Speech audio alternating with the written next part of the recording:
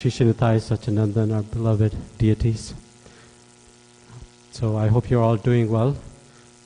Is anyone here for the very first time? Everyone, nice to see you.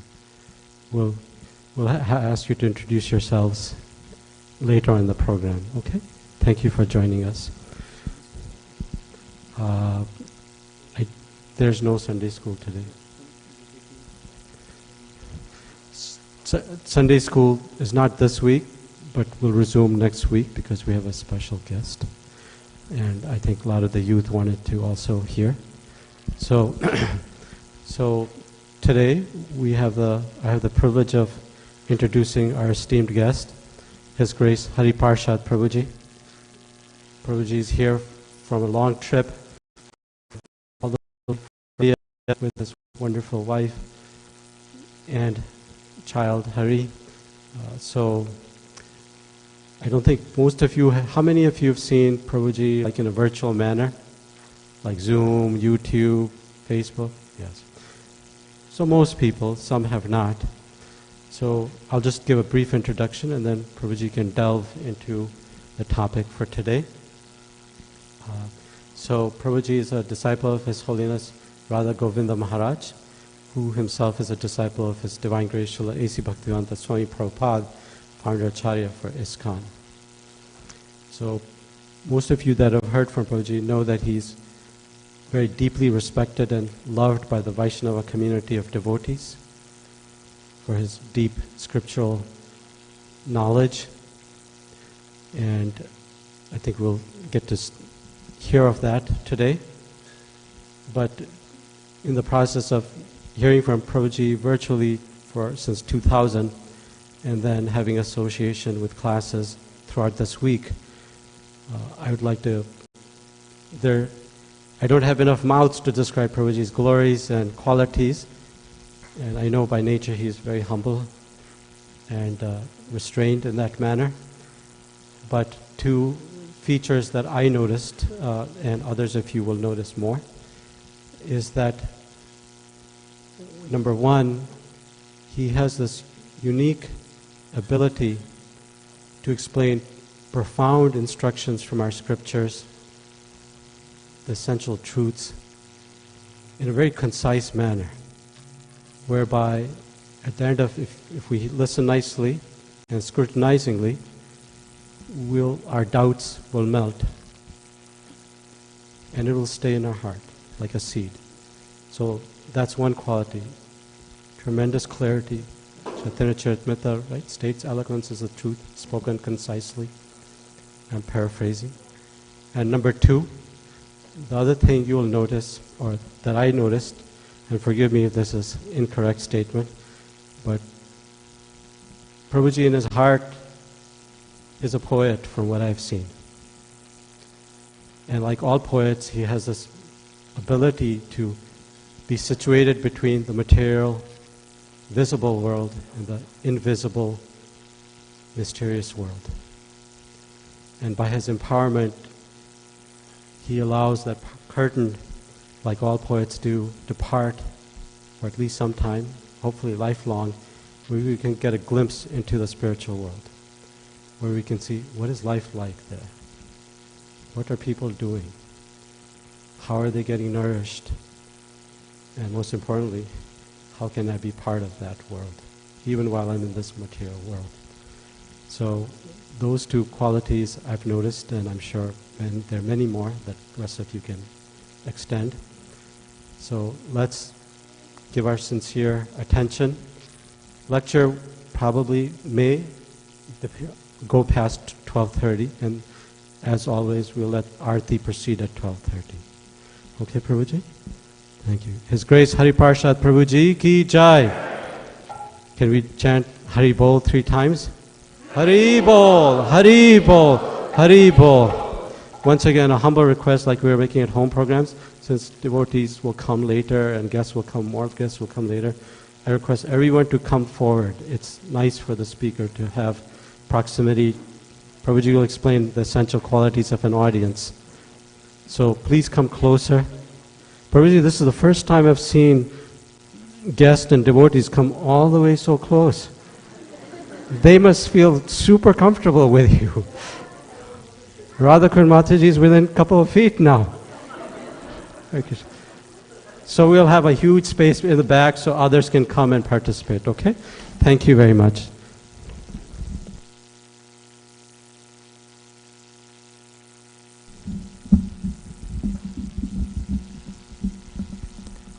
Hare Krishna. I guess Radhakund Mataji stays far away, so when she comes to the temple, she makes up for it by sitting close.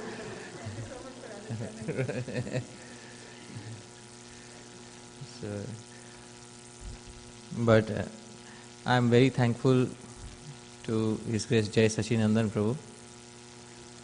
Actually, his name is very befitting because the deities are named Nitai Sachinandan. Yes. And he is the one who indicates Jai or victory to Nitai Sachinandan. So, Hare Krishna. Yeah.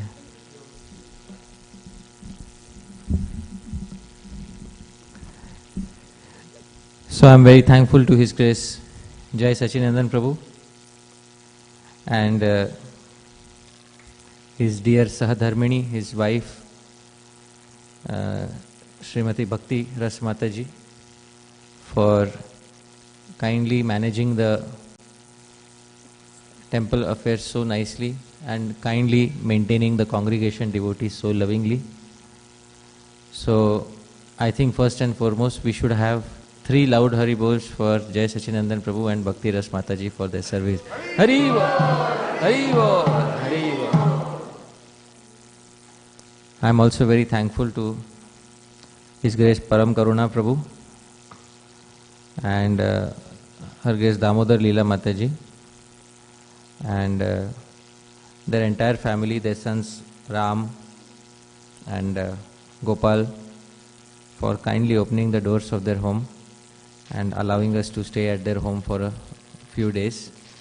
So my sincere thanks to them. My thanks to all of you for kindly coming here today, dear devotees. Today we are discussing a topic which seems seemingly simple, but it has a lot of details within it. It's a philosophical topic. Today we are discussing the best definition of bhakti. And what is the best definition of bhakti that we can find in all Shastra so far? But before we do that, the standard tradition is to perform Mangala charan. So we will begin with Mangala charan and then we will begin our topic. Most of us know these verses, kindly sing along with me. Om Ajnana Timirandhasya Jnananjana Shalakaya Chakshurunmilitam Yena Tasmai Shri Gurave Namaha. Shri Chaitanya Manobhishtam Sthapitam Yena Bhutale Soyam Rupah Kadamahyam Dadati Swapadantikam Vandeham Shri Guru Shri Yutapada Kamalam Shri Gurun Vaishnavamscha Shri Rupam Sagrajatam Sahagana Raghunathanvitam Tam Sajivam Sadvaitam Savadhutam Parijana Sahitam Krishna Chaitanya Devam Shri Radha Krishna Padan Sahagana Lalita Shri Vishakhanvitamscha Namo Vishnu Padaya Krishna Presthaya Bhutale Srimate Bhakti Vedanta Swamin Niti Namine Namaste Saraswate Deve Gauravani Pracharine Nirvishesha Shunyavadi Paschatya Desha Tarine Namo Mahavadanyaya Krishna Prema Pradayate Krishnaya Krishna Chaitanya Namne Gauratushe Namaha. He Krishna Karuna Sindho Deenabandho Jagatpate Gopesha Gopika Kanta Radha Kanta Namostute Tapta Kanchana Gaurangi Radhe Vrindavaneshwari Vrishabhanu Sute Devi Pranamami Haripriye Vancha Kalpatarubhyascha Kripa Sindhubhya Evacha पतितानां पावनेभ्यो वैष्णवेभ्यो नमो नमः। जय श्री कृष्ण चैतन्य प्रभु नित्यानंद श्री अद्वैत गदाधर श्रीवासादि गौर भक्त वृंद। हरे कृष्ण कृष्ण कृष्ण हरे हरे, हरे राम राम राम हरे हरे। श्रील प्रभुपाद की। So dear devotees, it's a very important subject which all of us should understand, and there are some things in our Shastra which are very obvious but which are not so obvious, which appear very obvious but which have some deep hidden esoteric meanings behind them. One of them is the very definition of bhakti. So when we first come to this process of devotional service, we are said that devotional service means bhakti. Bhakti is devotion or devotional service. And whichever process we are following, we should at least understand what is the definition of that process. How many of us consider ourselves to be bhakti yogis? Please raise your hands. Yes? We consider ourselves to be following the path of bhakti? Yes. So we should also have a very nice definition of bhakti. Now I would like to invite some questions, some answers. Is bhakti defined anywhere in the Bhagavad Gita? Can we have some verses where Krishna is defining that this is bhakti? Can anybody try to think of certain verses from the Bhagavad Gita, a verse or certain verses which says that so and so thing is bhakti?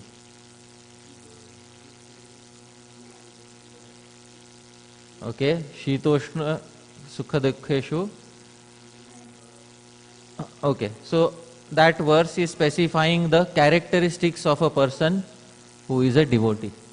That he is equipoised in heat and cold, happiness and distress, etc.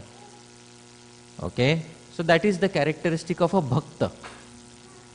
My question is there any verse in the Bhagavad Gita which speaks about characteristics of bhakti, the process that a bhakta follows? Very nice. Yat karoshi, yad ashnasi, yad juhoshi, dadasi yat tapasyasi, kaunteya, tat kurushva madarpan. Offer it unto me. So this is a vidhi vakya. Vidhi vakya means you should do this. Okay. There is vidhi vakya means some sentences which specify what rules you have to follow. I am looking for a definition that this is definite. Let me say how a definition looks like. For example, if we want to define what's a cow, so we give the characteristics, lakshanas of a cow. So we say it should have horns, it should have galakambal, dewlap, it should have a hump, it should have tail. By giving these characteristics, and in the end we say any entity which possesses all these at once is known as a cow. I hope you are able to understand. So that is what we know as a definition. That is what we call a definition. So I tried to look for a definition of bhakti in the Bhagavad Gita, and there are many verses which speak about bhakti. For example, manmana bhava, mad bhakto, mad yaji, mam namaskuru, mam eveshyasi, sarva dharman parityaja. All these verses are speaking about bhakti. There is an entire 12th chapter which is dedicated to bhakti yoga. In that chapter there are many verses. Yo mad bhaktah same priyaha, yo mad bhaktah same priya. He who is my devotee is very dear to me. So there are many statements like that. But I want a definition like Krishna defines yoga in Bhagavad Gita. For example, can you see here 2.48? Siddhi asiddhayo samo bhutva samatvam yoga uchyate. I hope you are able to see this. He is defining the term also. Yoga uchyate. So this is a definition of which term? Yoga. And then the characteristics of yoga are defined. Samatvam, equanimity of mind in all conditions. is defined as what? Yoga. I hope you are able to understand. By Uchyate, it is known that this is a definition that Krishna is giving. So I want such a definition of bhakti. I was looking for such a definition of bhakti. 6.20-23. Okay. Let's see what is in 6.20 to 23. Chapter 6 is Dhyan Yoga. 6.20. Tam vidya dukkha samyogam viyogam yoga sangitam. So he is defining there what is yoga again. I am looking for a precise definition of bhakti. So I tried a lot. But I could not find that definition in the Bhagavad Gita. There are characteristics of devotees mentioned. What a devotee should do, those vidhi vakyas are mentioned. But what is bhakti? That is very important for us to understand. So there is a very nice text which our founder Acharya Srila Prabhupada translated. It is called Narada Bhakti Sutra. In Narada Bhakti Sutra, there is a separate section on defining bhakti. So dear devotees, let's have a look at Narada Bhakti Sutra, because these sutras are written by Narad Muni, and in that there is a subsection in which is dedicated exclusively to defining bhakti. So I'll pull out Narada Bhakti Sutra. See, this is Narada Bhakti Sutra. There is a section there defining bhakti. So this is what it is. See Sutra 15. I will utter the sutra, please repeat after me. Narad Bhakti Sutra, Sutra number 15. Please repeat. Tal lakshanani vachyante nana mata bhedat tat lakshanani. Now I will give the lakshanas, the characteristics of what? Which sutra is this? Bhakti Sutra. So I will give characteristics of what? Bhakti. Vachyante, now they are being described. But Narad Muni gives a declaration in advance. Nana matabhedat. In defining bhakti, there are various differences of opinion. Alright, so we already have a disclaimer that we will define bhakti, but there will be differences of opinion in the definition. Alright? Shrikar Prabhu, can you loudly read the translation?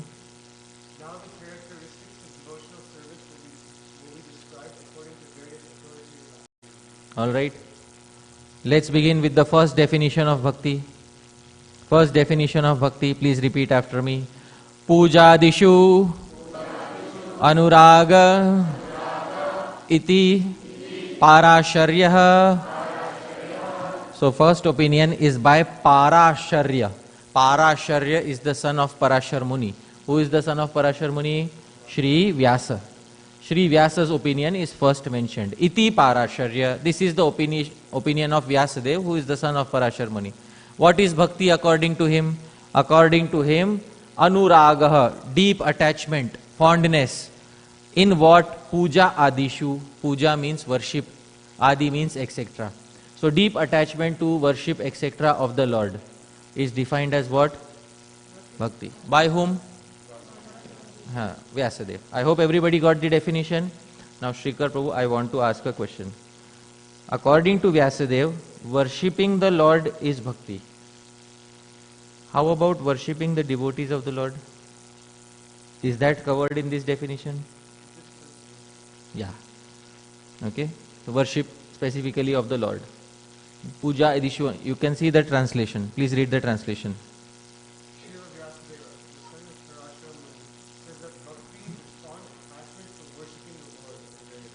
What about worship of devotees? That's not covered in the definition. So Narad Muni said not one definition. I will give how many definitions? Many definitions. But we got a definition from Sri Vyasa. Let's move ahead and see the next definition. Kathadishu iti gargaha. So second opinion is by which sage? Garga Muni. Garga Muni says Kathadishu. In katha, in topics, in discussions, etc. In discussions, what? From the previous sutra, one word will be carried forward. Anuragaha. Which word is carried forward?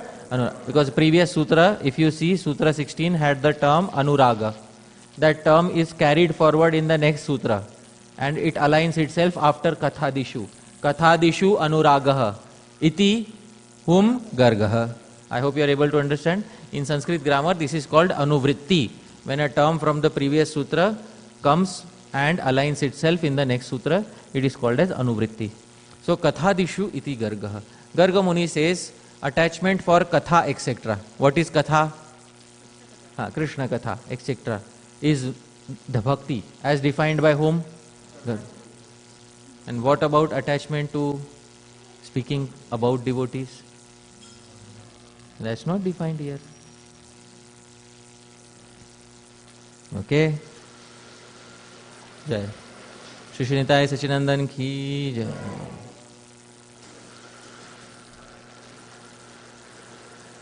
Let's move to the next definition. Please repeat after me. Atmarati avirodhena iti Shandilya. Now whose opinion is being given? Shandilya Muni. Atmarati. Atma refers to Paramatma. Avirodhena, unceasing attachment to Atma, to the Supreme Lord, is defined as Bhakti. By which sage? Shandilya. Okay? Prabhu, can you read the translation?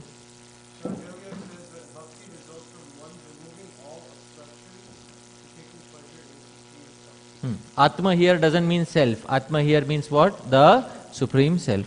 So taking pleasure in the Supreme Self or becoming attached to the Supreme Lord and removing all obstacles, that is Bhakti, according to Shandilya. What about taking pleasure in the association of devotees? Is that Bhakti or not? Shrikar Prabhu, you are here in the association of devotees. Are you performing Bhakti? Says who? Yeah, it's not in the definition. Finally, Narad says, I will give my opinion. Alright?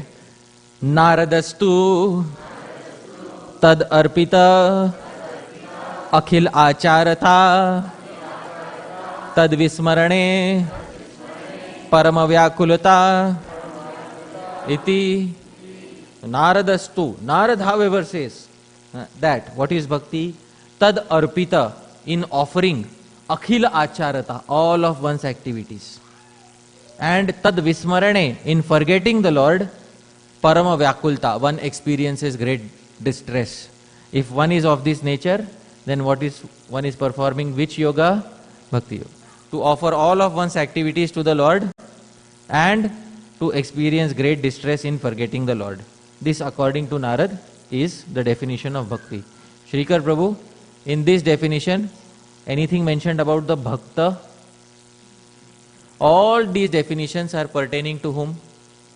Krishna. Now if Narad Muni is asked, what should we do? Which definition should we take? Should we take one definition that you gave?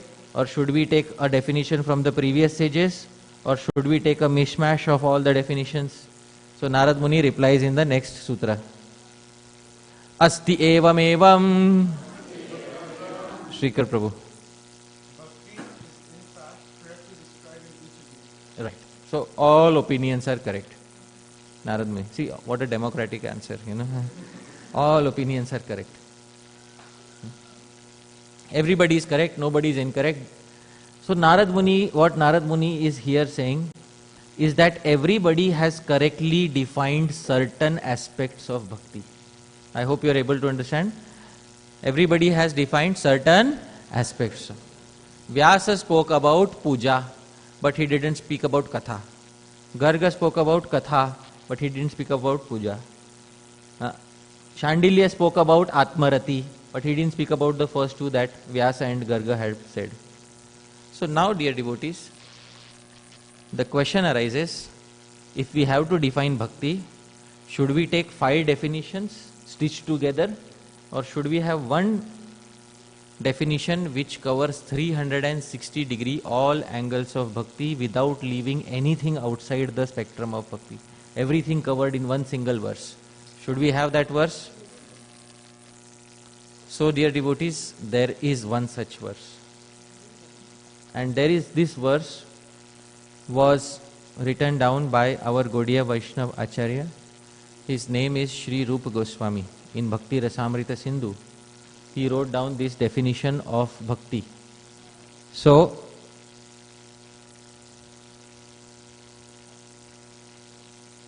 in Bhakti Rasamrita Sindhu, he gave a definition of bhakti which we have heard many times. But today we will analyze this definition from many angles. Alright? Let's put this definition to the test, Srikar Prabhu. Alright? In the end, he has defined the term. I have highlighted. Which term has he defined? Bhakti. Bhakti. So he has put the term in order to define it. This is a definition in which the term which is defined is also present. So that is technically a definition. Let's recite this verse. Anyabhilashita shunyam jnana karmadhyanavritam anukulyena krishnanu Sheelanam Bhaktiruttama. So Srikar Prabhu, Rupa Goswami says, he is going to define bhakti. But he says, first wait, I will not define only bhakti. I will define Uttama bhakti. Which bhakti? Bhakti is a lady. So bhakti is not Uttama.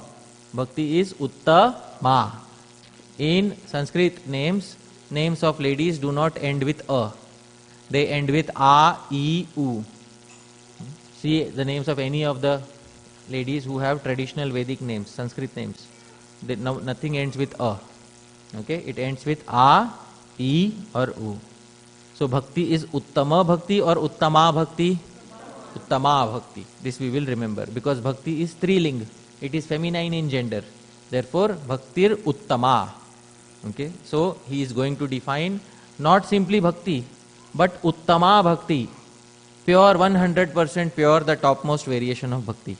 Now somebody may ask him, why are you defining only Uttama bhakti? Why don't you define any sort of bhakti?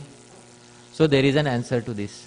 The answer is that he wants to keep things very pure because he is defining it for his near and dear devotees. For example, Srikar Prabhu, you are my friend. If I ask you, Srikar Prabhu, can you get me some water? So will you bring me 4 glasses saying, Hari Parshad, that this glass is fully impure water. This glass is half pure water. This glass is almost pure water. And this glass is pure water. How many glasses will you bring? 4 or 1? Which glass? Why not the impure variations? Because when I say water, since you are dear to me, I am assuming that you will bring which water? Pure. So this is my expectation from you. Similarly, Rupa Goswami says, I am defining bhakti. If I end up defining something else than bhakti, then it will not be beneficial to those who are near and dear to me. So I will not simply define bhakti. I will define which variation of bhakti? Uttama bhakti. This I will define. Okay. Because if you have 24 karat gold, then you can add any mixture to it. But if the basis material itself is not 24 karat gold, then you have not defined the thing correctly. I hope when you define something, when you define water, what is the chemical formula for water? And nothing but H2O. I hope you are able to understand. Not simply H2O. H2O, only H2O and nothing but H2. Sometimes in America we say the truth, only the truth and nothing but the truth. I hope you are able. That is the type of definition we need. So this is the type of definition that is being given. Bhaktir Uttama, the term has been defined. Uttama Bhakti, the greatest, most purest variation of Bhakti. It has, now we have to give characteristics. Like I said, when you define a cow, you have to give characteristics of a cow. Suppose we have to define where is the temple. So you have to give characteristics. Oh, you see this yellow colored building, you turn left, there is a number written. So that number is the temple. So you give characteristics of a particular entity to define that entity. Similarly, you have to give characteristics of Uttama Bhakti to define Uttama Bhakti. Rupa Goswami says there are 3 characteristics. First characteristic, please repeat after me. Anyabhilashita shunyam. Shunyam. It should be devoid. What does shunya mean? Zero. Devoid. Of what? Anya abhilashita. Other desires. So, the person who is performing Uttama Bhakti, his mind should be completely zero. From which desires? From other desires. Anya abhilashita. Other means other than what? Desires other than the desire for Bhakti. I hope you are able to understand. Other desires. Desires other than what? Desires other than Bhakti. Okay? Anya abhilashita shunyam. So in his mind, all desires other than the desire for Bhakti should become completely shunya, zero. Characteristic 1. Somebody may say, wow, this is a very lofty definition. How many of us have a mind which is completely free from all desires besides the desire for Bhakti? Anybody here would like to raise their hand and say, yes, I have such a mind? Why give such a lofty definition when it is so difficult to achieve? So the answer is, definitions are supposed to be like that. You know what's a textbook definition? A textbook definition is that which gives the ideal.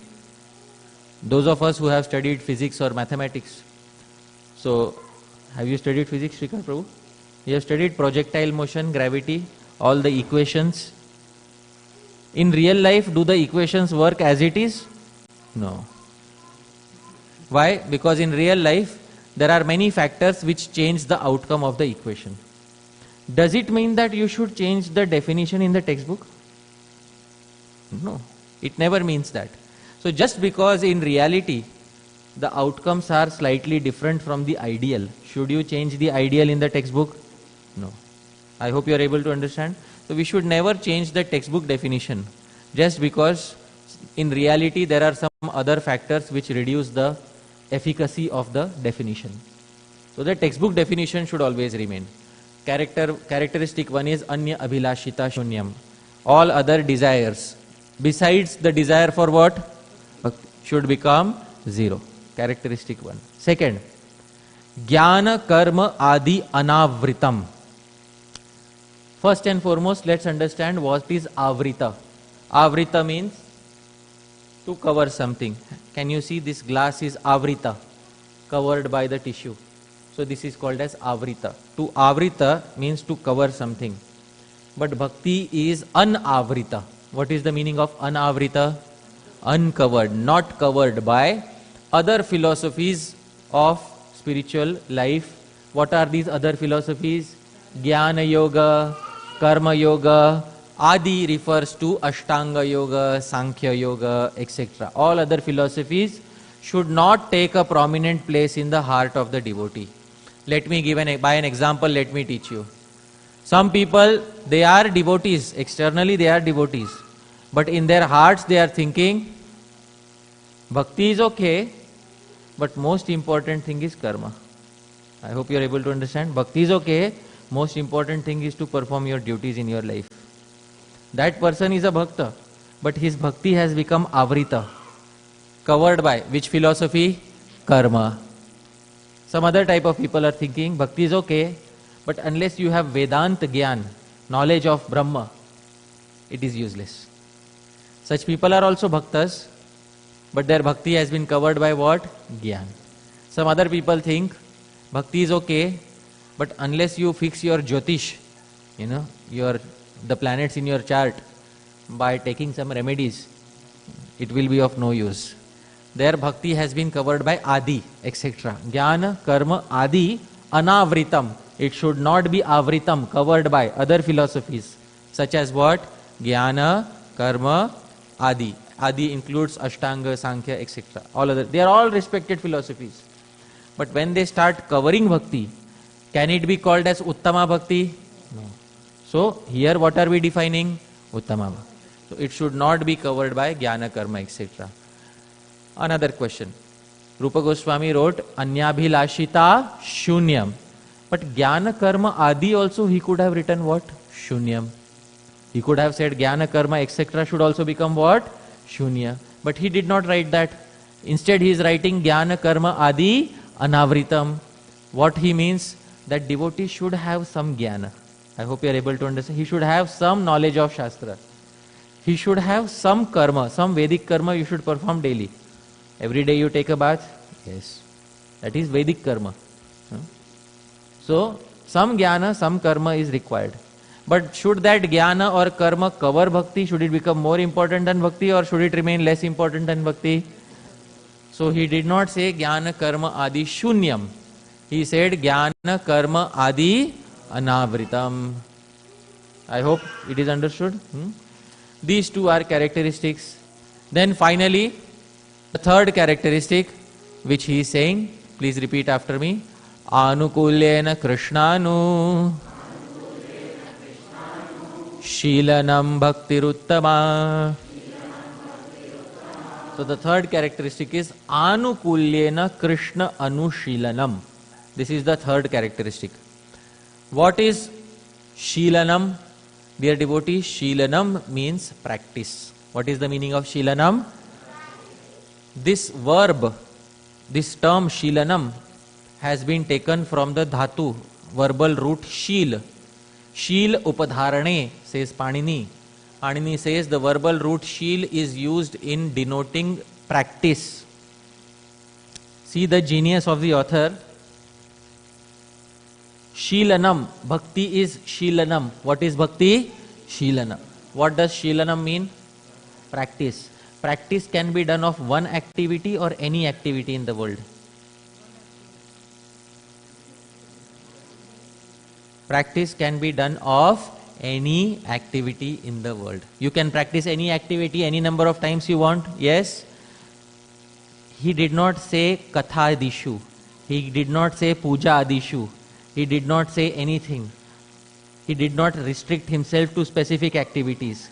He has used a general term. What term has he used? Shilanam, which covers all the activities in the past, present and future. When Sri Rupa Goswami wrote this work, mobile phones were not invented. Mobile phones get invented in 19-something, 60s, 70s or 80s, something like that. But does Shilanam cover include use of mobile phone? I hope you are able to understand.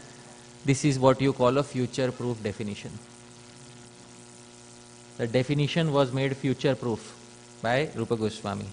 So, practice of any activity. Only one time? No. Anushilanam. Anu means punaha punaha. Repeated practice of any activity related to whom? Krishna. Repeated practice of any activity related to Krishna. Most importantly, anukulyena, in a mood that is favorable towards Krishna. I hope you are able to understand. In a favorable mood, repeated practice of any activity related to whom? Krishna. Is known as which bhakti? Uttama bhakti. So Prabhu, buying vegetables for Krishna, is it bhakti? Why? Because it is included in which term? Shilanam. Shilanam. Shilanam means what? Practice.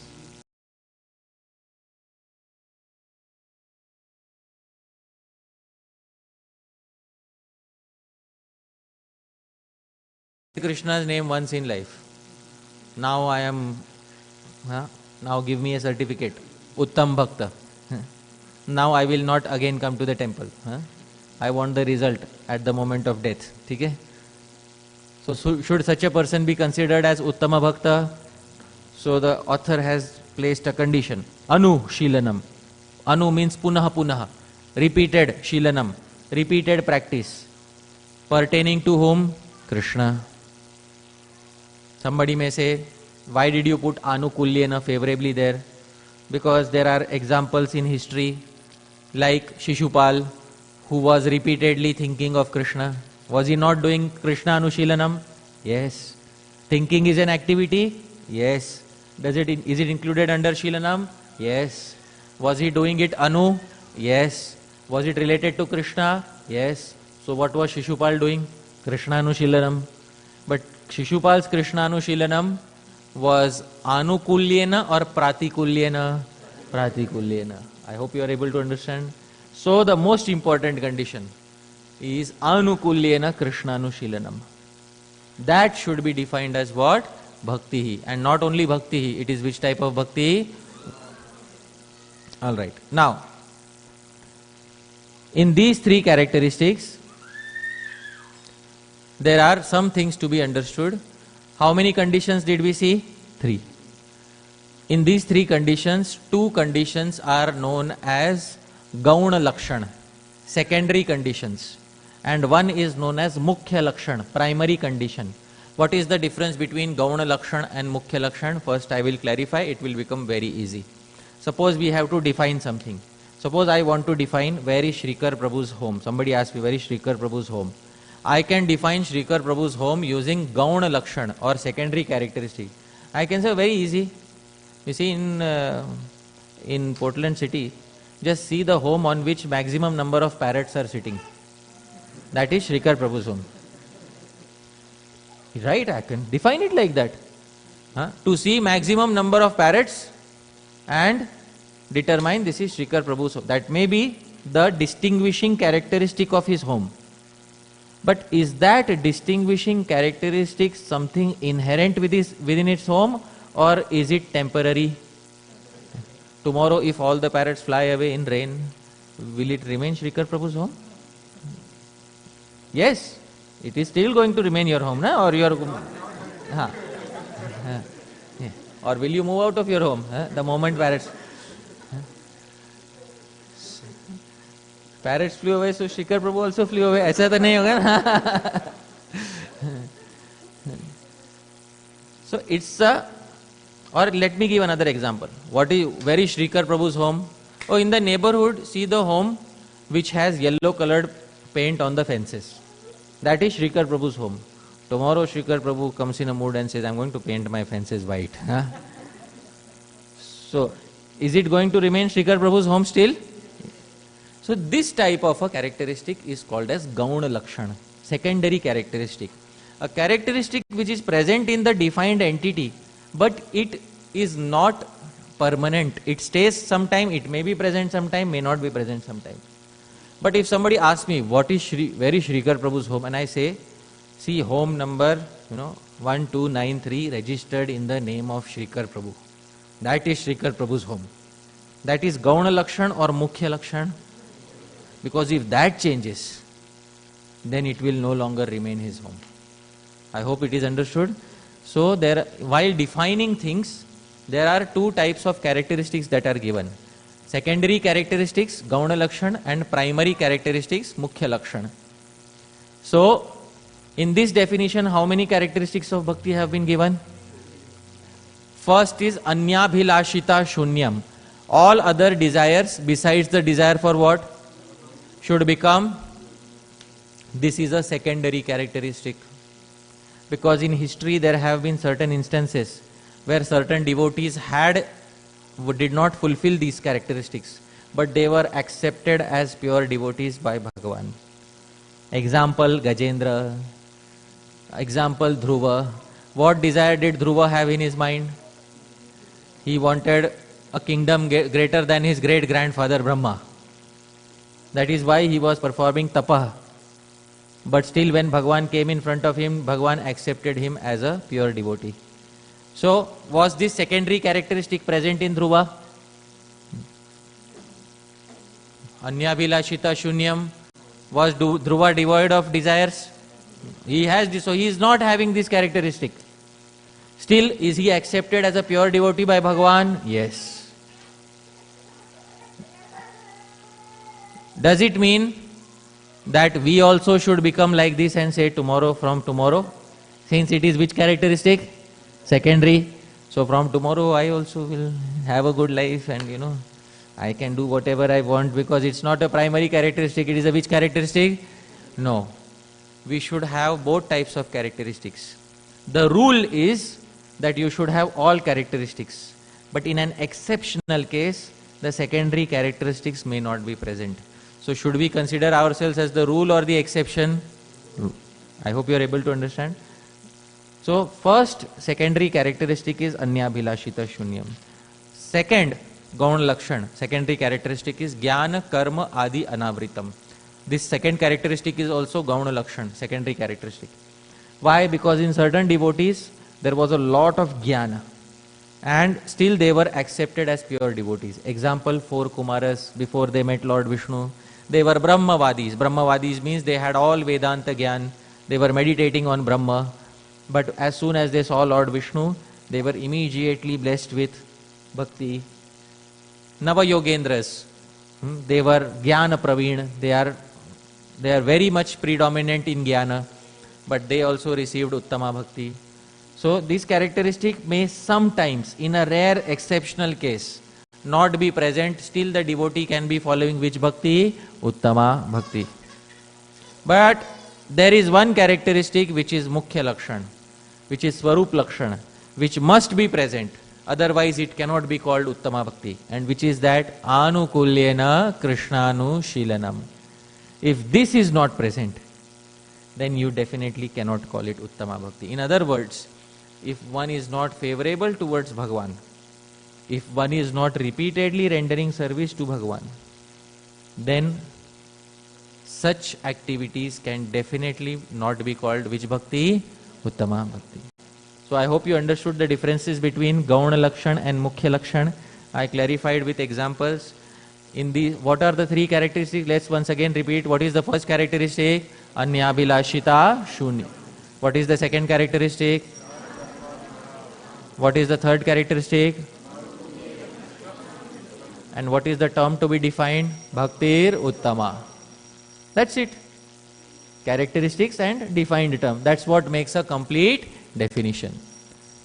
But we tested the previous definitions. When we were testing the previous definitions, I asked you a question. What question did I ask you? Devotees. Whose Anushilanam is being specified here? Krishna. What about devotees? Offering a garland to Krishna, is that included in Shilanam? Because Shilanam includes all the activities amongst all the verbs. Offering a garland to Krishna is included? Yes. So it is Shilanam. A devotee is doing it every day. It's what? Anushilanam. It is related to whom? Krishna. It is Krishna Anushilanam. The devotee is favorable in his mind? Yes. Anukulyena Krishna Anushilanam. Alright? Now, offering a garland to a devotee, is that bhakti? Where is it here? It's not mentioned here.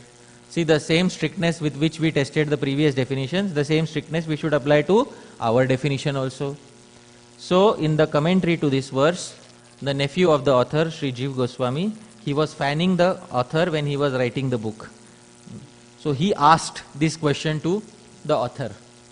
What about service to devotees? Is that bhakti or not bhakti? Let's put the definition to test. So then Sri Rupa Goswami replied, I have already covered that in the definition. How? He said, see the term carefully. Anukulyena Krishnanu Shilanam. The main term you are looking at is Krishnanu Shilanam. How does Krishnanu Shilanam break down? And then Rupa Goswami said it breaks down in 2 ways. What are the 2 ways? First way, please repeat after me. Krishna Artham Anushilanam Iti Krishnanushilanam. Krishna Artham Anushilanam, or practice directly related to Krishna of any activity, is known as what? Krishna. That is the definition you are seeing, O Jiva Goswami. Second definition is also there. Krishna Sambandhi Anushilanam Iti Krishna Anushilanam. Repeated practice of any activity in relation to any entity related to Krishna. Not only devotee, in relation to any entity related to Krishna. Is this temple related to Krishna? If you clean the temple, you are performing Anushilanam. But of Krishna Artham Anushilanam or Krishna Sambandhi Anushilanam? So Krishna Sambandhi Anushilanam also becomes what? Krishna Anushilanam. According to rules of grammar, this is called Madhyam Pada Lopi Samas, a compound term in which the middle term disappears. So when you are explaining it, the middle term appears again. So Krishna Artham Anushilanam and Krishna Sambandhi Anushilanam. Both are known as what? Krishna Anushilanam. Service to the temple, is it bhakti? Service to the devotee, is it bhakti? Service to the Shaktis of the Lord, Srimati Radharani, etc. Not directly the Lord, the Shaktis of the Lord. Is it bhakti? Because they are all Krishna Artham or Krishna Sambandhi. I hope you are able to understand. And service directly to Krishna falls in which category? Krishna Artham Anushilanam. Now, Shrikar Prabhu, tell me one activity in the world which is left out.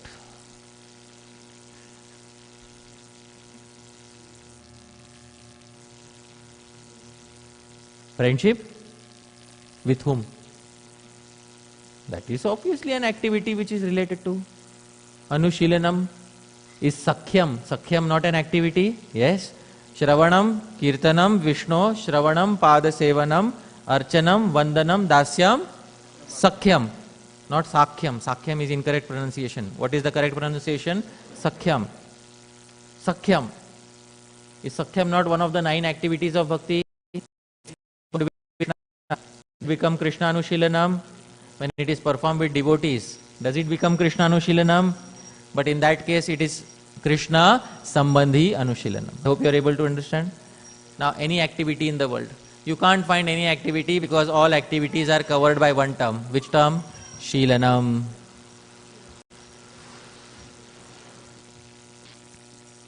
Alright? Shri Nitya Shashinandan ki jai.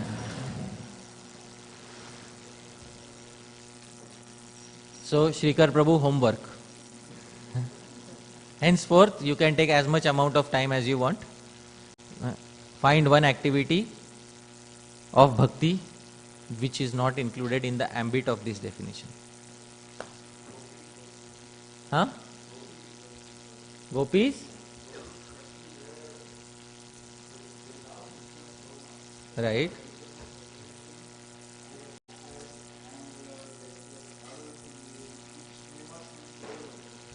Right.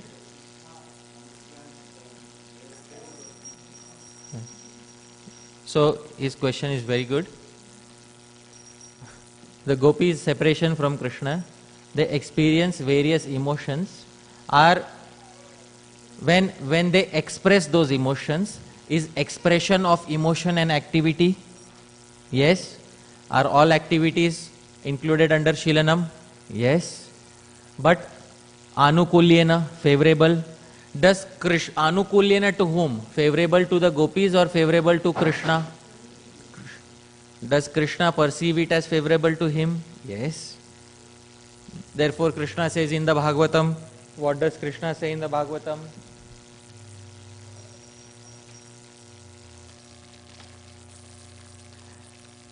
Please repeat after me. Na parayeham niravadya samyujam. Ram Prabhu, please read the translation. I am not able to repay my debt for your spotless service, even within a lifetime of Brahma. So why would Krishna say this if Krishna found it unfavorable? He is making this statement to whom? Gopis. I hope you are able to understand. This is Srimad Bhagavatam, 10th canto, chapter 32, verse number 22. So they are the best example of Anushilanam. What is Anukulya? Anukul to Krishna. Mother Yashoda tied him up. Is tying up a child Anukul or Pratikul? Pratikul. How did Krishna perceive it internally within his heart? Therefore it is Anukulyena. Anukul or Pratikul is not determined according from our point of view. Anukul or Pratikul is determined from whose point of view? When Kamsa, etc., when Chanur and Mushtik, they came in the arena to fight Krishna. So they were beating their chest, thumping their chests. Krishna externally was very happy, on seeing that. Krishna also started thumping his chest. Externally the activity appears what? Anukul. Internally within the heart of Krishna, Krishna knows these people are what? Pratikul. I hope you are able to understand. So Anukul or Pratikul is determined from whose point of view? Krishnasya Rochamana Pravriti, says Jiva Goswami in the commentary.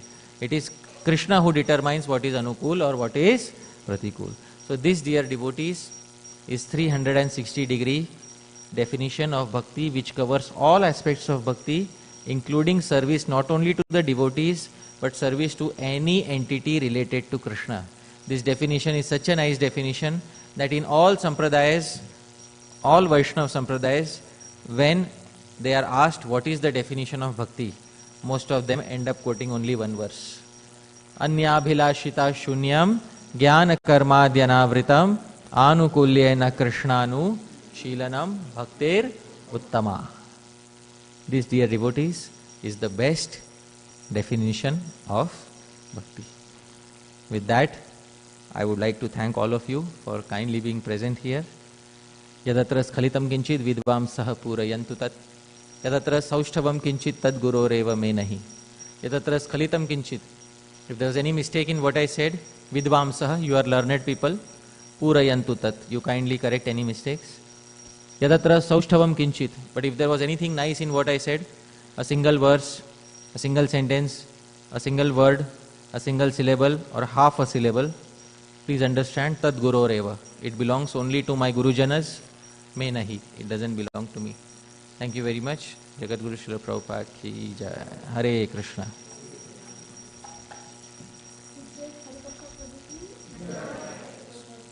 So do we have, we have some time for comments or questions and answers. So if somebody wants to ask a question or put forth a comment, now is the time.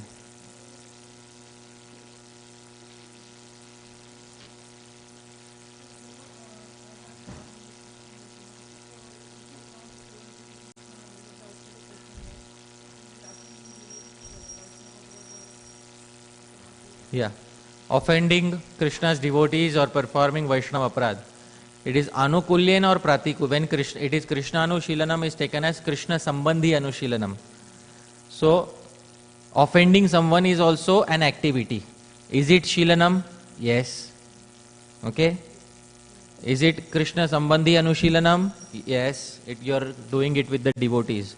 Is it anukulyena or pratikulyena? So how can it be Uttama Bhakti? When even one of the conditions is falsified. If those of us who have studied truth tables, some of us might have studied truth tables, those maths, yes? True and true becomes true. True and false becomes what? False. When you apply the and condition. In an and condition, true and true alone is true. If any one of the conditions is falsified, the final outcome becomes what? False. So that's how it works.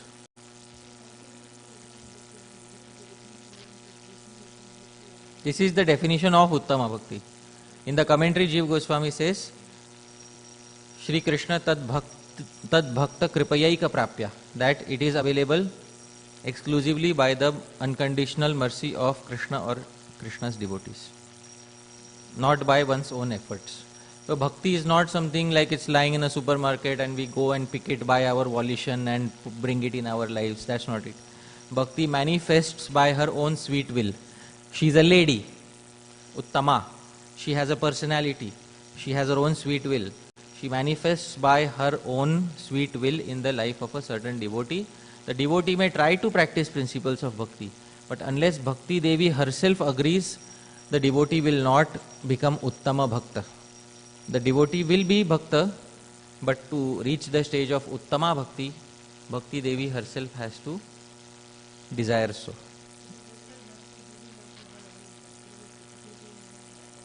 There is no fixed formula for that. Bhakti is independent. If we say that to get bhakti, you need to have previous pious activities, then bhakti will become subservient to what? Previous pious activity. If somebody says no, in order to get bhakti, you need to have previous impious activities, then bhakti will become subservient to previous impious activities. Actually, there are no preconditions for attaining bhakti. Bhakti gets attained only by bhakti's own sweet will. No. Bhaktya sanjayate bhaktya. Bhakti is produced by bhakti. There is a quote in Shastra. Bhakti is produced only by her own, as a result of her own self. She is not dependent on any other entities of this world. Neither karma, pious karma or impious karma or anything like that. She is independent even of Krishna. Yeah, she generally listens to the orders, but she also has her own free will. Places where Krishna may not go, she goes.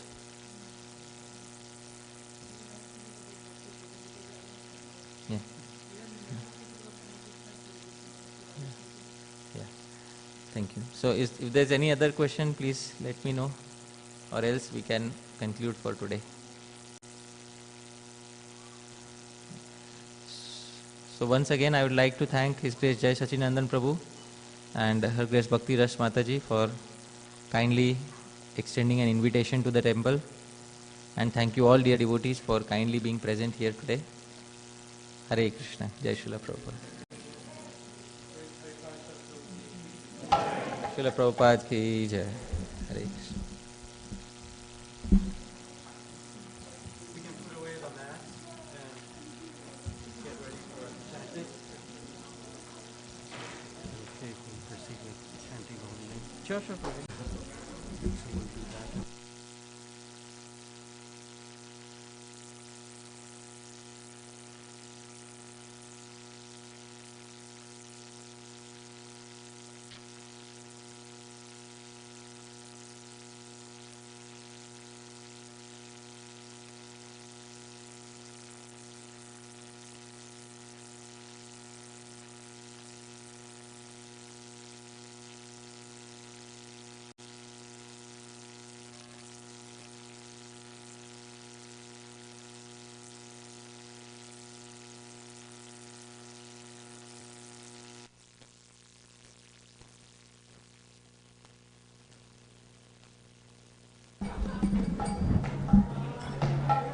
Namo Vishnu Padaya Krishna Prishtaya Bhutale Srimate Bhakti Vedanta Swaminiti Namine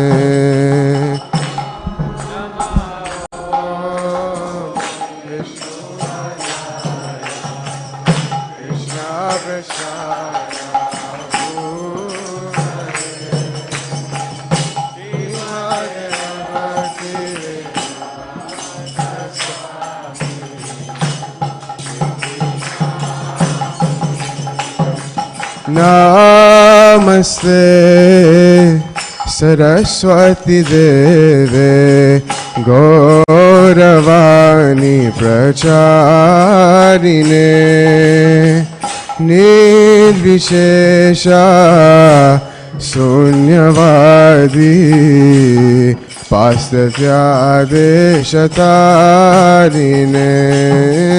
Namaste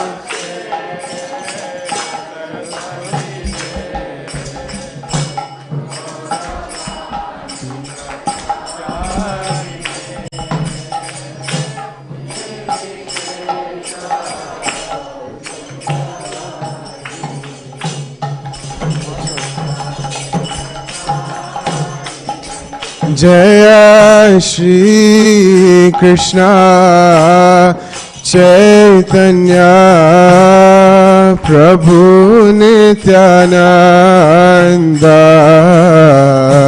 Shri Advaita Gadadara Shivasadi Gaur Bhakta Vrinda Jaya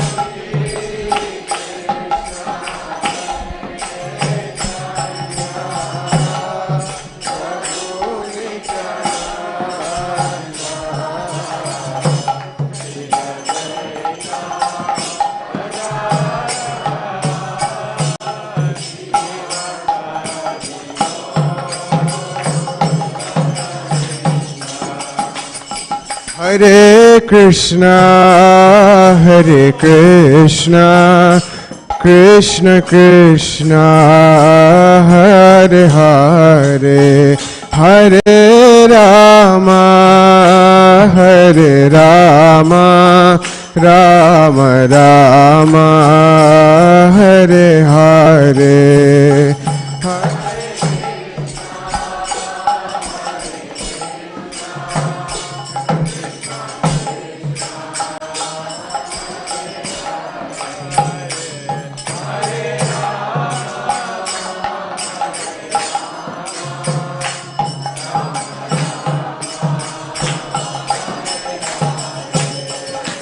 Hare Krishna, Hare Krishna, Krishna Krishna, Hare Hare, Hare Rama, Hare Rama, Rama Rama, Hare Hare.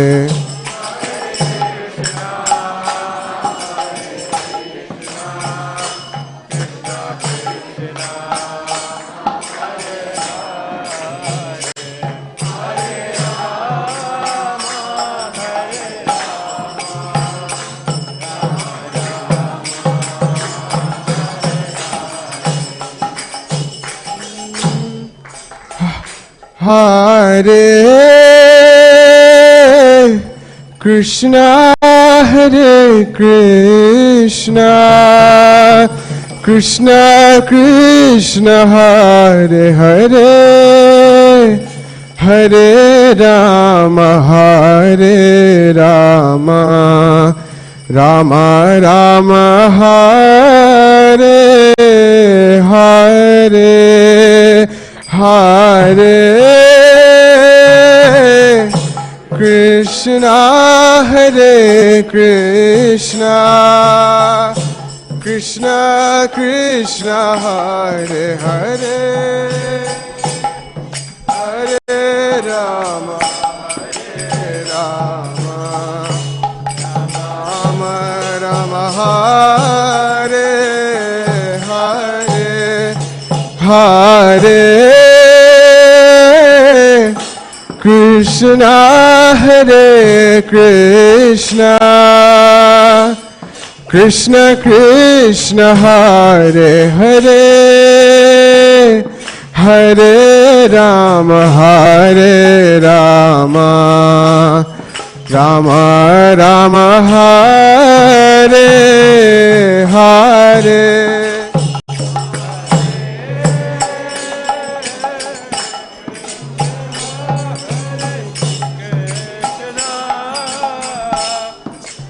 Krishna Krishna, Hare Hare,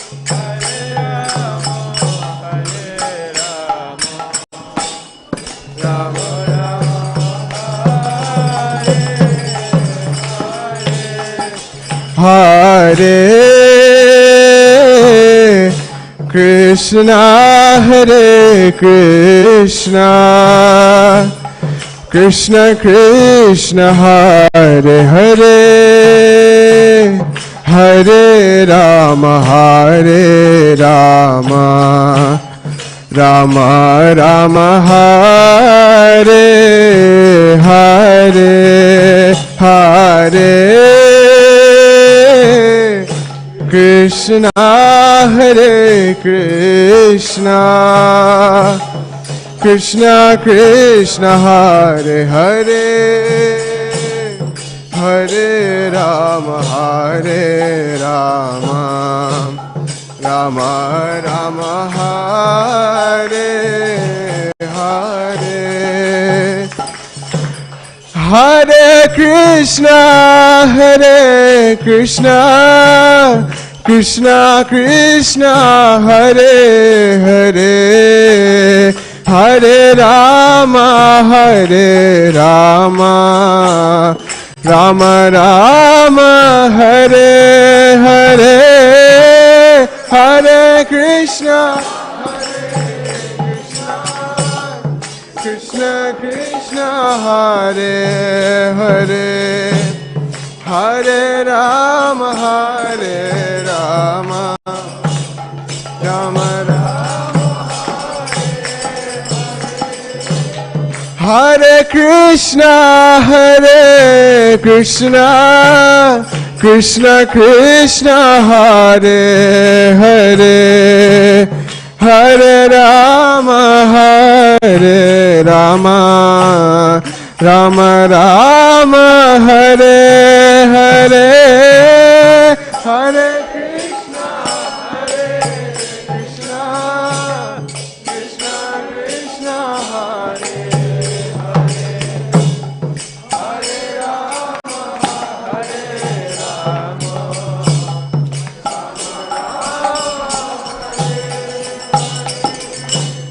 Hare Krishna, Hare Krishna, Krishna Krishna, Hare Hare, Hare Rama, Hare Rama, Rama Rama, Hare Hare,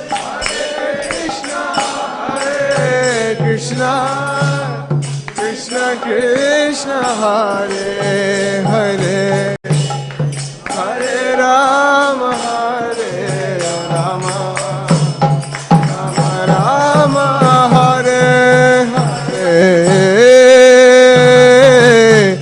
Krishna Hare Krishna, Krishna Krishna, Hare Hare, Hare Rama, Hare Rama, Rama Rama, Hare Hare, Hare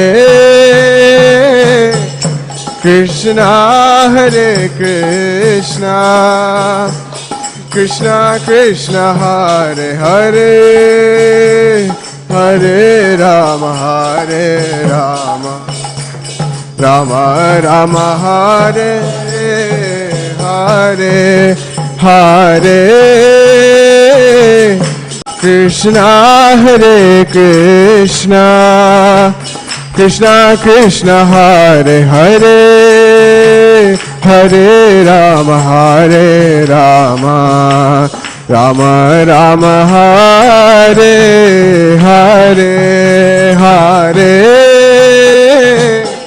Krishna, Hare Krishna, Krishna Krishna, Hare Hare, Hare Rama, Hare Rama, Rama Rama, Hare Hare.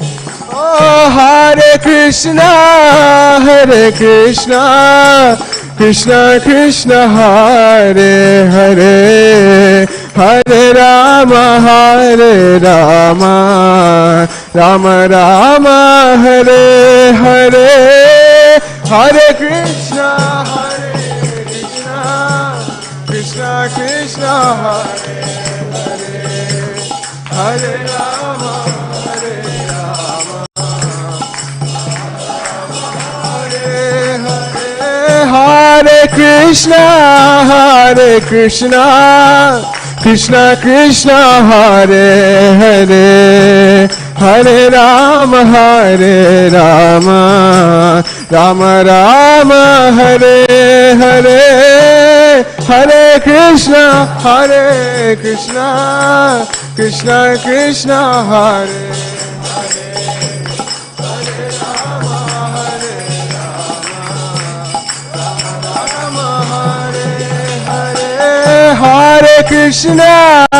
Hare Krishna, Krishna Krishna, Hare Hare, Hare Rama, Rama Rama, Hare Hare, Hare Krishna, Krishna Krishna, Hare Hare, Hare Rama,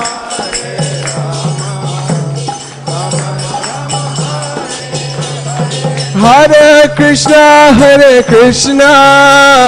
Krishna Krishna, Hare Hare, Hare Rama, Rama Rama Hare Hare, Hare Krishna Krishna Krishna Hare Hare, Hare Rama Hare Rama,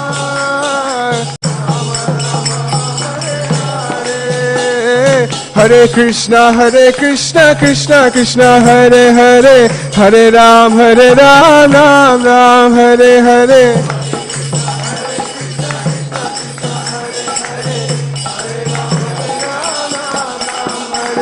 Hare Krishna Krishna Krishna Hare Hare, Hare Ram Ram Ram Hare Hare, Hare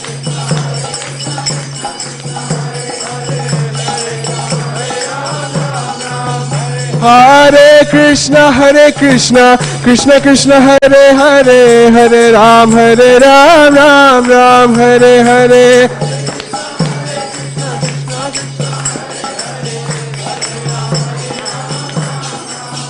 Hare Krishna Krishna Krishna Hare Hare, Hare Ram Ram Ram Hare Hare.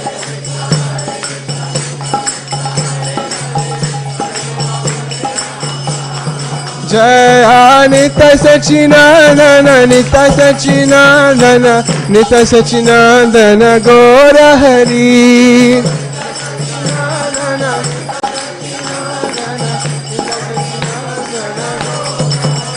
Jaya Nitya Sachinandana Jaya Nitya Sachinandana Jaya Nitya Sachinandana Jaya Gaura Hari.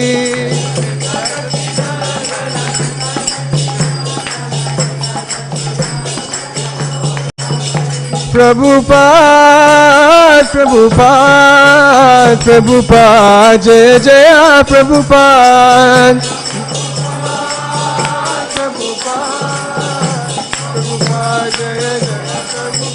Jaya Jaya Prabhupada, Prabhupada, Prabhupada, Jaya Jaya Prabhupada.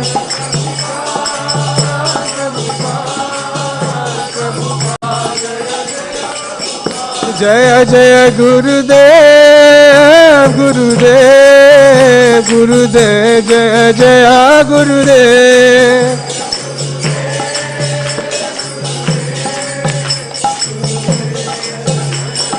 Nitai Gaur Hari Bol, Hari Bol, Hari Bol, Nitai Gaur Hari Bol.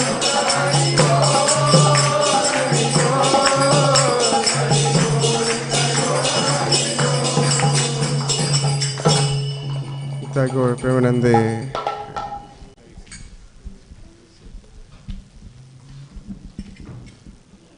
प्रेम ध्वनि। जय ओम विष्णुपाद परमहंस परिव्राजकाचार्य अष्टोत्तर शत श्री श्रीमद श्रील अभय चरणारविंद भक्ति वेदांत स्वामी श्रील प्रभुपाद की। ISKCON BBT founder आचार्य जगत गुरु श्रील प्रभुपाद की। जय ओम विष्णुपाद परमहंस परिव्राजकाचार्य अष्टोत्तर शत श्री श्रीमद श्रील भक्ति सिद्धांत सरस्वती ठाकुर गोस्वामी महाराज श्रील प्रभुपाद की। अनंत कोटि वैष्णव वृंद की। नामाचार्य श्रील हरिदास ठाकुर की। प्रेम से कहो श्री कृष्ण चैतन्य प्रभु नित्यानंद श्री अद्वैत गदाधर श्रीवासादि गौर भक्त वृंद की। श्री राधा कृष्ण गोप गोपीनाथ श्याम कुंड राधा कुंड गिरि गोवर्धन की। वृंदावन मथुरा धाम की। मायापुर नवद्वीप धाम की। पुरुषोत्तम क्षेत्र जगन्नाथपुरी धाम की। गंगा माई की। यमुना माई की। भक्ति देवी की। श्रीमती तुलसी महारानी की। समवेत भक्त वृंद की। निताई गौर प्रेमानंदे। All glories to the assembled devotees. All glories to the assembled devotees. All glories to the assembled devotees. All glories to Sri Guru and Sri Gauranga. All glories to Jagat Guru Srila Prabhupada. Jai. No, this way. Kartal. I have to. Yeah, if it is possible.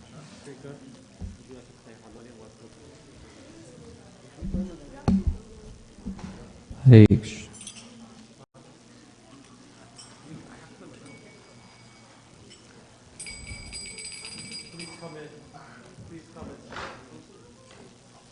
Namaste Narasimhaya.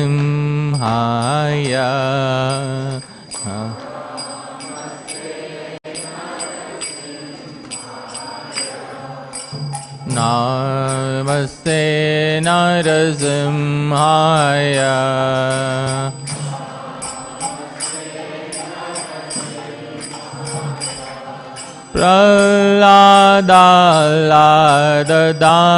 Praladaladaine.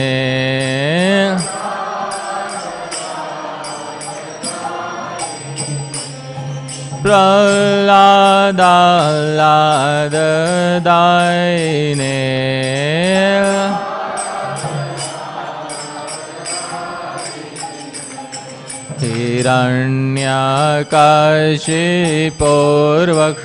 Hiranyakashiporvakshaha.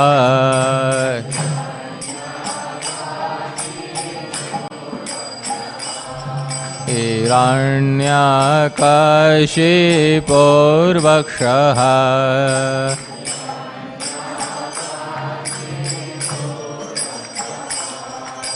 Shilatanka nakhalaye.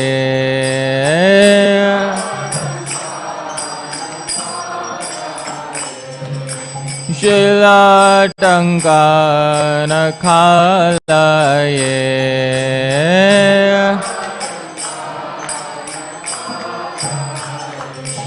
Ito narsimha parato narsimha.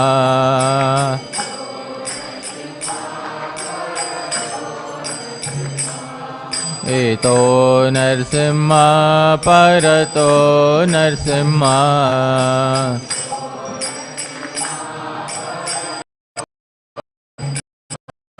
Yato yato yami tato narsimha.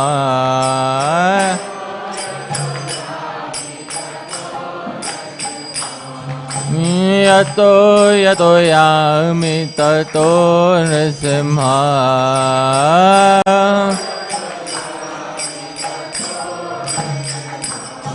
Bahir nrsimha hridaye nrsimha.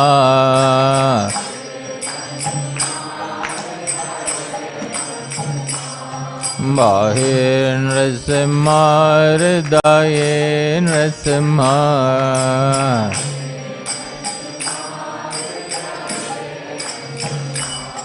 Nrsimham adim sharanam prapadye.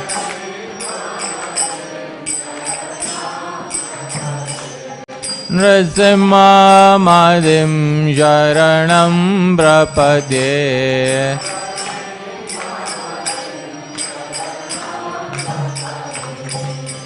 Tava kara kamalavare nakham adbhuta shringam dalita hiranyakashipu tanubringam keshavadrita narahari rupa. Jaya Jagadisha Hare. Jaya Jagadisha Hare. Jaya Jagadisha Hare.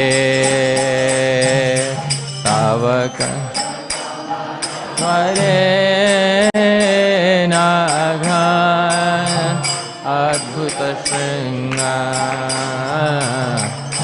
Nalita Hiranyakashipu Tanubringa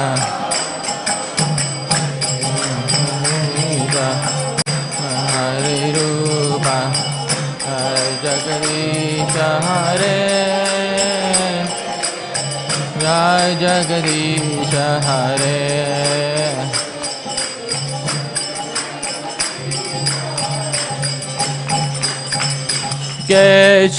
Keshavadrita Narahari Rupa. Jai Jagadisha Hare. Jai Jagadisha Hare. Jai Jagadisha Hare. Keshavadrita Narahari Rupa. Jai Jagadisha Hare. Jai Jagadish Hare Jai Jagadish Hare Jai Nrisimhadev Jai Nrisimhadev Jai Nrisimhadev Jai Nrisimhadev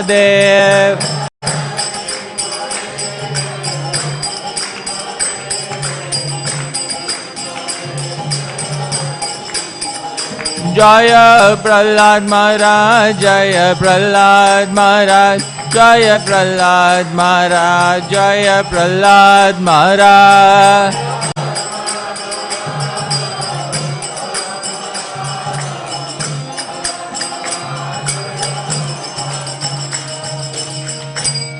Bhakti Vigna Vinayaka Shri Lakshmi Nrsimhadev Bhagavan Ki Bhakt Shiromani Prahlad Maharaj Ki Nitai Gaur Premanande.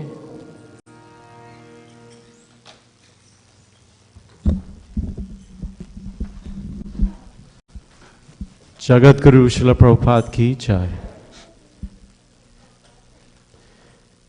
So, thank you very much, all dear devotees, for joining us for today for our Sunday feast. Let's appreciate Hari Parshad Prabhuji and his wonderful family again for all their service to our small community with a loud Hari Bol. Hari Bol, Hari Bol, Hari Bol. Thank you very much, Prabhuji, for coming. Thank you, Mataji. And thank you, Hari. Thank you very much. Come up here for a second. Come. Tell everyone your name and what you like doing the most so far in your trip. My name is Hari. And what did you like during your trip so far in the U.S.? Krishna. Oh, Haribol.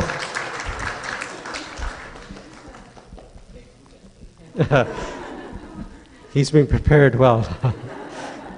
Thank you very much. So, thank you all for joining. Is there anyone here for the very first time? If you can you, the families and yourself, please stand up and introduce yourself. Like, what's your name? Where do you live? What brought you to ISKCON temple? Hello, I'm Surya. I live in Southeast Europe. And I wanted to come to ISKCON so many times. Most of the times when I come here, it's either closed because of the COVID or other things. But I'm privileged to be here today because of the Guruji also. Yes. So, and I think it's a coincidence. Mm. And I think Krishna brought me here today Yes. to listen to what my Guru is saying. Wonderful. And she's my wife, Siji, and she's my daughter, Mihira. Mihira. How old are you, Mihira? 5. So normally we have a Sunday school every Sunday, 11:30 to 12:30, while adults are listening to discussions, Bhagavad Gita presentation, etc. And the children can get engaged. So today we held it because special guests. But next Sunday, please come. Starts at 11:30 to 12:30. Okay. So let me actually go to next Prabhu. Your name and where do you live and what brought you here? My name's Spencer. Spencer. I live in Southwest Portland. Hare Krishna. There's a secret in the few ISKCON temples. Wonderful. So just wanted to check the longest what's going on. Did you just move to Portland? I've been here since I was 8, but I Oh. was in school for a while. Just after. Yes. Well, thank you very much for coming. So let's welcome them with once again, loud Hari Bol. Hari Bol, Hari Bol, Hari Bol. Thank you very much for joining us. Yes, Krishna brought you here, but Krishna left some service for us too, so that we can serve you and develop friendship with you. So please come again and again for both of you, okay, and your families. Any birthdays or anniversaries that devotees would like to announce? Usually the youth seem to know them all. Tulsi? Aditi? No? Nothing? Next few weeks, okay. We'll wait on that one. Okay. Exciting announcement. Yes? Nitya, where's Nitya? Nitya's not here right now. Okay. Nitya is Pavamana Prabhu and Diksha Mataji's daughter, and she's, if those of you have not met her, she's definitely an old soul in a new body. She talks like an adult, so you have to meet her, develop friendship. She's very sweet. There's this painting that was done by a professional artist. His name is Kurt Prabhu. It's big, so we can't really put it in the altar, but it's Sri Chaitanya Mahaprabhu, and if you come close, you can see rays emanating from him like the sun. So he painted Sri Chaitanya Mahaprabhu. He comes on a weekly basis to mow the lawn as well. So, nice service. So this is even better when a devotee, paints something as a service to the Lord. If you look in the back, you'll see this amazing painting of Srila Prabhupada on your left. If you haven't had a chance, walk by it. It looks so amazing, like the glow off of the I don't know what's that called though. That symbol-like device he has. It's so lifelike. And then above the exit sign, there's another painting she made of Lord Krishna. And then to the rightmost hand, your rightmost hand, you'll see the painting of Radha Krishna and swing. Go take a look. All of those are made with pastels. So her name is Shakuntala Mataji. She's Srila Prabhupada disciple. And she painted all of those by her hand. And she sent me an email that she asked me what would you like for the temple painting. I said we have Shishinitai Satyananda and Jagannath, and so she's going to make painting of Lord Jagannath. She made the main painting for Boston Temple Jagannath painting as well. So this is very wonderful. I'm very happy to see them engaged in this way. Let's see. Next Sunday will be observance of Ram Navami. So, we observe Vaishnava festivals on the Vaishnava calendar on the actual date for our location that it's supposed to be celebrated. So please come, invite your friends. So Ram Navami appearance is going to be observed next Sunday here at the temple. If you would like to donate for decorations, garland, bhoga, that's perfectly wonderful. Behind this wall is a calendar on which you can write your name if you want to participate in that, okay? It's in the hallway. Thank you. Hare Krishna Mataji. I forgot something very important. Nagaraj Prabhu, Manasi Ganga Mataji and their 3 children, Subhu, Shabani, and Sukhi.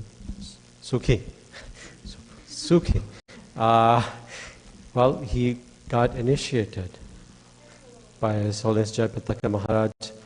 So some of you probably know his initiated name. So something devotees like to do is kind of guess what it's going to be. It kind of is exciting. So what do you think, Nagaraj Prabhu? What do you think possible initiation names? Say it out loud.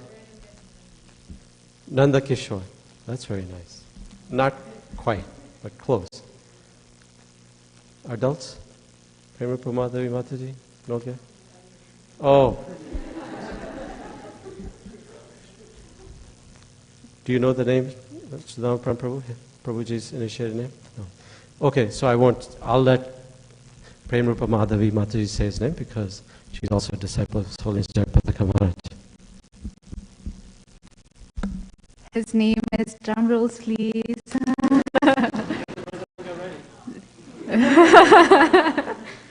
Nagendra Balram Das. Nagendra Balram Das Prabhu ki Jai. His Holiness Jayapataka Maharaj ki Jai. Srila Prabhupada ki Jai. So we'll have our program. He's really wonderful devotee. He's been waiting for this for so long. So he first came into contact of disciples of Jayapataka Maharaj when he was in Australia and then came here and always had this desire. Somehow it didn't manifest until just now. Amazing, because Maharaj was just not so long ago hospitalized and now he's Superman. He comes here and initiates. Wonderful. So what we'll do is because of COVID era, we're not honoring prasadam within the temple, but there should be prasadam outside next to this door to go, packed, so you can take it and head on home. And then meanwhile, we'll also have continuous kirtan till 2:30 today. So those of you that want to sit and participate in kirtan, you can do that. A lot of the youth really like kirtan and want to chant, yes? Some of them are waving their head yes in the Indian style, and somebody is not, just moving. Okay, okay. And adults are welcome to participate. And your kids, if they don't know but you want them to learn, the best way is to sit in the group and learn that way, right? That's the only way. Okay, so we'll have prasadam ready for serve out from that door. Thank you for joining us. Join us again for Ram Nami. Oh, last exciting, I knew I was forgetting something as always. We have a new pujari who's coming from Orissa. I don't see Vanmali Prabhu here, but his name is Ram Vanmali Prabhu.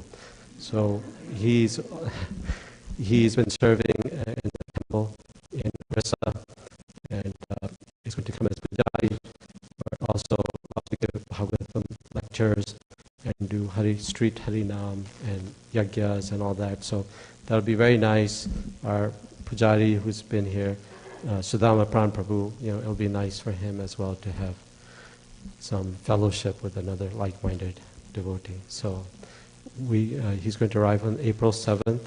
Please pray that his journey goes smoothly and he comes and he's able to serve Shishyanithai Satchidananda very nicely. So Ram Vanmali Prabhu ki jai. Okay, so anybody want to chant prasadam prayers for the ones that are going to take prasadam? Shrikar, you want to chant prasadam prayers? Mahaprasad